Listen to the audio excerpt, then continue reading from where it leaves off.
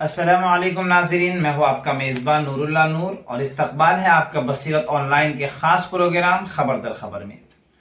नाज़रीन, कल 15 अगस्त है, वो तारीख़ दिन जब हमारा मुल्क हिंदुस्तान अंग्रेज़ों की साल साल की ग़ुलामी की जंजीरों को तोड़कर आज़ाद हुआ था।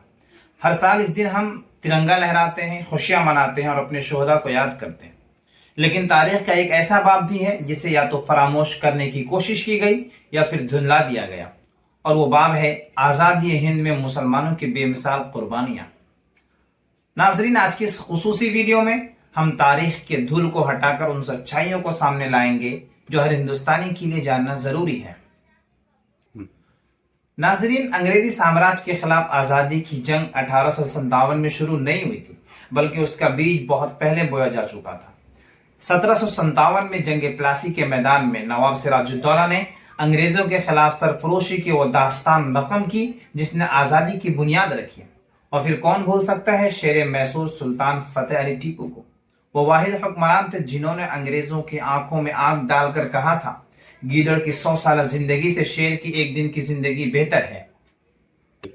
1799 में टीपू सुल्तान मैदान जंग में शहीद हुए और अंग्रेजों ने उनकी लाश पर खड़े होकर कहा था, आज से हिंदुस्तान हमारा है। नाज़रीन, जब अंग्रेजों के कदम जमने लगे तो सबसे पहले जिनसे उनका सामना हुआ वो इसी मुल्क के उलमा और मुसलमान थे। 1803 में शाह अब्दुल अजीज मुहद्दिस देहलवी रहमतुल्लाह अलैह ने हिंदुस्तान को दारुल हरब करार देकर अंग्रेजों के खिलाफ जिहाद और आज़ादी का फतवा जारी किया।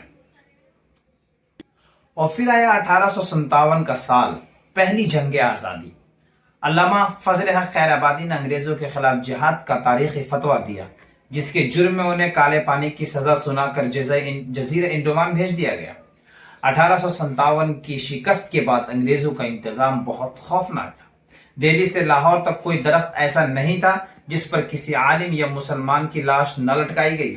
एक अंदाजे के मुताबिक 1857 से 1862 के दरमियान 50,000 से जायद उलमाए किराम को तख्ते-ए-दार पर लिटा दिया गया।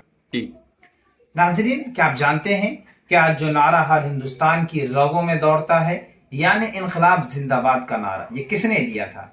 ये नारा 1921 में एक मुस्लिम मुजाहिद आज़ादी मौलाना हजरत मोहानी ने दिया था। और कौन भूल सकता है तहरीक रेशमी रुमाल 1913 से 1920 तक को।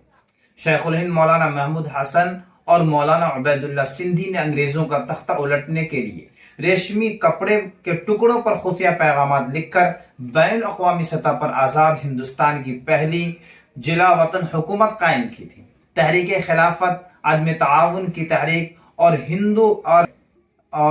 हिंद छोड़ो तहरीक में मुसलमानों का किरदार रोज रोशन की तरह आया है।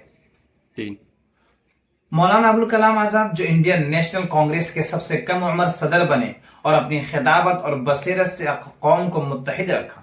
अशफाकुल्लाह खान, जिन्होंने काकोरी कांड में अपने हिंदू भाई पंडित राम प्रसाद बिस्मिल के साथ हंसते हंसते फांसी के फंदे को चूम लिया। बेगम हजरत महल और बी अम्मा, जिन्होंने खवातीन को आज़ादी की तहरीक से जोड़ा। और सुभाष चंद्र बोस की आज़ादी हिंद फौज INA के जर्नल शाहनवाज और कर्नल अजीज अहमद जैसे नाम, जिनके बगैर आज़ाद हिंद फौज की तारीख ही अधूरी है। नाजरीन, आज़ादी का ये चमन किसी एक फूल से नहीं सजा, बल्कि उसकी आबियारी में हर मजहब, हर तबके और खुसूसन मुसलमान ने अपने खून का आखिरी कतरा तक बहाया। आज जब हम 15 अगस्त का जश्न मना रहे हैं तो हमारा ये भी फर्ज बनता है कि हम अपने मुल्क की हकीकी तारीख को याद रखें, इत्तेहाद की फिजा को कायम रखें और उन तमाम शुहदा को खिराज तहसीन पेश करें जिन्होंने इस मुल्क की मिट्टी के लिए अपने जान कुर्बान की। हमें प्यार है अपने हिंद से और उसकी मिट्टी से। हमारी गर्दनें कट सकती हैं पर झुक नहीं सकती। आप तमाम नाजरीन को मेरी तरफ से यौम आज़ादी की बहुत बहुत मुबारकबाद।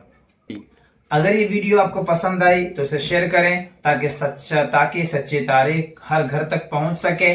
और हमारे चैनल को सब्सक्राइब करें, लाइक करें और बेल आइकन के बटन को दबाना ना भूलें ताकि हमारी कोई भी अपडेट आपसे मिस ना हो सके। अस्सलाम वालेकुम।